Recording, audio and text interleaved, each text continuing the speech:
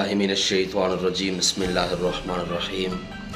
Shujabad marriage club की दुनिया में खुश आमदीद। मैं कारी मोहम्मद इमरान आप सब दोस्तों, बहनों, भाइयों और बुज़ुर्गों की खिदमत में सलाम अर्ज़ करता हूँ और ये उम्मीद करता हूँ कि आप सब ठीक और खैरियत से होंगे।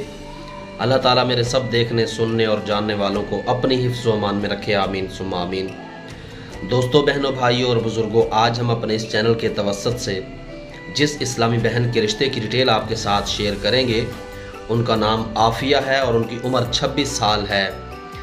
माशाल्लाह से ये आलमा भी हैं और हाफिज़ा भी हैं, तजवीद और किरात की हुई है इन्होंने। इनकी डिटेल समाअत करने से पहले आपसे गुजारिश करूं कि अगर कोई शख्स किसी पर ज़िना का बुहतान लगाता है तो उसकी सज़ा ये है कि अल्लाह तबारक व तआला के हबीब ने फरमाया कि अल्लाह ताला उस शख्स को दोज़ख में उस जगह पर रखेगा जहाँ पर दोज़खियों का खून और पीप जमा होगा, जब तक कि उस शख्स की सज़ा पूरी ना हो जाए। अबू दाऊद की हदीस है, ये नबी का फरमान है। आज की जो डिटेल है इसी हवाले से ही है और हमारी ये इस्लामी बहन पर किसी ने, इनकी भाभी ने जो है वो ज़िना की तोहमत का इल्ज़ाम लगाया कि घर से भाग गई है। बहरहाल आप डिटेल समाअत करेंगे तो आपको पता चलेगा। उससे पहले कि मैं आपसे डिटेल शेयर करूं, अगर आप चैनल पर न्यू हैं तो चैनल को सब्सक्राइब कर लें और साथ में मौजूद बेल आइकन प्रेस कर लें ताकि हर नई आने वाली लेटेस्ट वीडियो का नोटिफिकेशन आप लोगों तक बर वक्त पहुँच सके। चलिए बग़ैर इंतज़ार करवाए चलते हैं आज के इस रिश्ते की डिटेल की जानिब। रिश्ता अच्छा लगे तो हमारे साथ रब्ता कीजिए और अगर आप समझते हैं कि आप इस रिश्ते के लिए मौजू नहीं हैं तो आप हमारी ये वीडियो अपने चाहने वालों तक के लिए एक क्लिक कीजिए, शेयर कीजिए। आपके एक क्लिक करने से हो सकता है किसी की ज़िंदगी संवर जाए और आपके लिए ज़रिया निजात बने, आपके लिए दुआओं का सबब बने।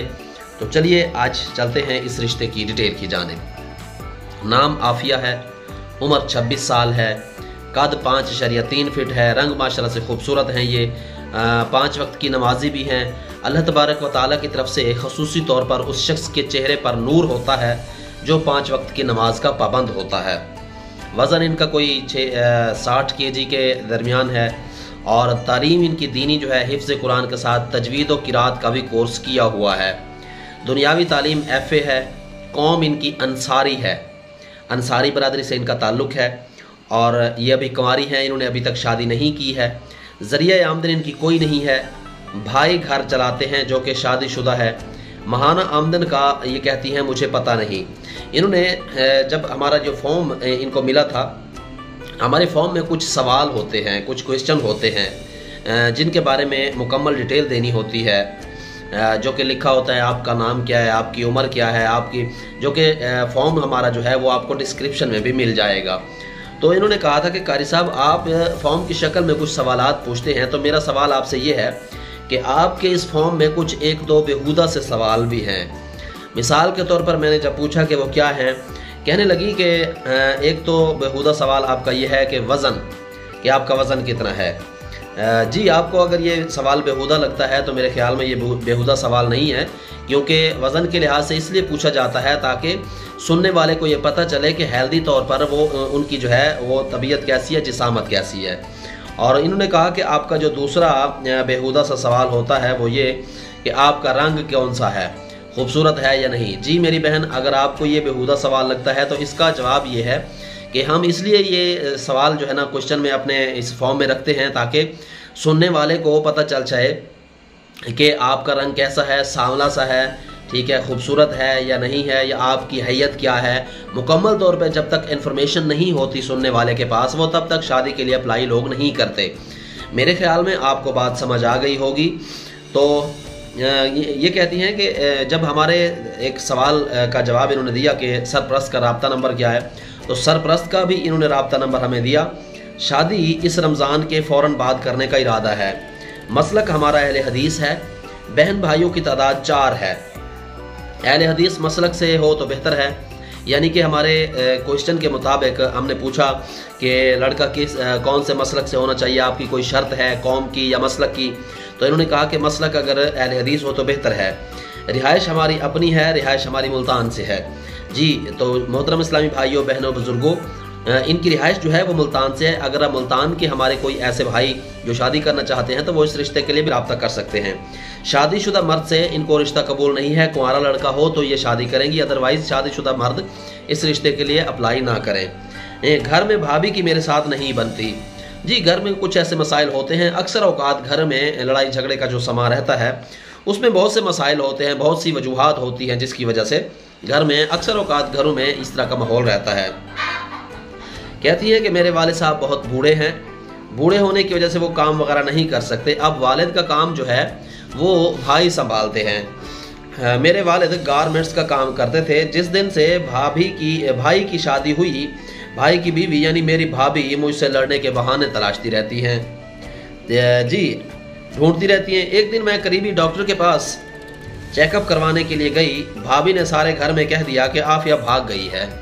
तो अंदाज़ा लगाएं कि कितनी सोच है, कितनी नेचर है। जब इंसान अपनी उस अना में हद से बढ़ जाता है तो फिर उसको ये पता नहीं होता कि मैं जो मुंह से बात निकालने लगा हूँ ये बेहतर भी है या नहीं है। जी, इसीलिए इन्होंने मुझसे सवाल किया था कि कारी साहब ये बताएं कि अगर कोई शख्स किसी पर तोहमत लगाए तो शरई रूह के लिहाज से उसकी सज़ा क्या है। जी, शरीयत में उसकी ये सज़ा है कि हबीब ने फरमाया, अल्लाह के रसूल ने फरमाया कि उसकी सज़ा ये है। अबू दाऊद शरीफ की ये हदीस है कि अल्लाह ताला उस शख्स को, यानी जिसने इल्ज़ाम लगाया किसी पाक दामन औरत पर, किसी ने जो तोहमत लगाई, उसकी सज़ा ये होगी कि अल्लाह ताला उस शख्स को जहन्नम में वहाँ रखेगा जहाँ दोज़खियों का खून और पीप जमा होगी। उस शख्स को वहाँ तक जब तक रखा जाएगा जब तक उसके गुनाह की सज़ा पूरी नहीं हो जाती। जी, तो इनका कहना है कि जब मैं वापस आई तो घर का माहौल मुझे अजीब सा लगा। रोज़ रोज़ की लड़ाई और रोज़ रोज़ के इस मामले से घर के माहौल के तंग आकर शादी का फ़ैसला किया है। तो किसी पर इल्ज़ाम लगाने की सज़ा क्या है। जी मेरी बहन, मैं इल्ज़ाम लगाने की सज़ा बता चुका हूँ। तो आपने तंग आकर फ़ैसला किया है, आप पहले सोच भी लें कि आपने तंग आकर फ़ैसला किया या आपका ये बाखुशी फ़ैसला है। शादी तो जाहिर सी बात है एक दिन करनी होती है, चाहे वो मर्द हो चाहे औरत हो, जब तक कुछ मामलात ना हो, यानी कोई ऐसा शख्स हो जो नामर्द हो वो शादी जाहिर सी बात है नहीं कर सकता। बाज़ ऐसे लोग भी होते हैं जो शादी के बाद नामर्द हो जाते हैं, वो एक अलग सी बात है। एक अल्लाह ताला का निज़ाम है, दुनिया कायनात का निज़ाम अल्लाह ताला खुद चला रहा है। तो मेरे ख़्याल में कि इस तरह के माहौल, अच्छा अजीब बात यह है कि जब मैं इस तरह की डिटेल्स सुनता हूँ कुछ इस्लामी बहनों से, कुछ भाइयों से, मुझे ये फ़ील होता है कि इस तरह के माहौल में लोग कैसे ज़िंदगी गुजारते हैं। कि सबसे पहले तो मैं जो बात वीडियो के शुरू में करने लगा था वो ये कि आज हमारे यहाँ रमज़ान मुबारक का 8वां रोज़ा है। 8वां रोज़ा आपको सबको मुबारक हो और पुराने पाकिस्तान में आप सबको खुश आमदीद। नए पाकिस्तान का दौर ख़त्म हो गया, पुराने पाकिस्तान का दौर चल रहा है। तो पुराने पाकिस्तान की आज ये पहली सुबह है, पहली सहरी है। तो बहरहाल ये हमारा मौजू नहीं है, इसलिए मौजू से हट करके बात करना भी मेरे ख्याल में बेहतर नहीं है। तो अगर आप समझते हैं कि आप इस रिश्ते के लिए मौजू हैं, आप इस रिश्ते को लाइक करते हैं, पसंद करते हैं, तो आप हमारी इस वीडियो को जो है अपने दोस्तों के साथ भी शेयर कीजिए, ताकि हो सकता है कि आपके एक शेयर करने से किसी की बहन बेटी का निकाह हो सके और वो ज़िना की नहुसत से भी बच सके। हो सकता है कि अगर कोई शख्स ज़िना की नहुसत में आपकी वजह से पड़ गया तो आपको भी गुनाह जो है ना वो आप भी बराबर के हिस्सेदार शरीक होंगे। अगर आप समझते हैं ये रिश्ता आपके लिए बेहतर है तो आप इस रिश्ते के लिए हमारे साथ रब्ता कर सकते हैं। रब्ता इस तरह करें कि आप अपना मुकम्मल बायोडाटा जो है वो दिया गया डिस्क्रिप्शन में जो फॉर्म है इसको कॉपी करके अपनी मुकम्मल मालूमात फराहम करें और वीडियो के डिस्क्रिप्शन में ही आप जो है कमेंट सेक्शन में ही आप हमें अपनी मुकम्मल डिटेल से आगाह कीजिए। इंशाल्लाह हम आपकी डिटेल को लड़की वालों के साथ शेयर करेंगे। फिर अगर आपके हक़ में बेहतर हुआ, अल्लाह ताला ने फैसला किया होगा, आपके नसीब का ये जोड़ा लिखा होगा, तो आपकी शादी ज़रूर हो जाएगी। चलिए मुझे इजाज़त दीजिए नेक्स्ट आने वाली वीडियो तक के लिए। तब तक के लिए अपना और अपने इस चैनल का और अपने इर्द गिर्द के लोगों का, हमसायों का ख्याल रखिएगा। अल्लाह हाफिज़। अस्सलामु अलैकुम रहमतुल्लाहि व बरकातुहू। पाक फ़ौज जिंदाबाद, पाकिस्तान पाइंदाबाद।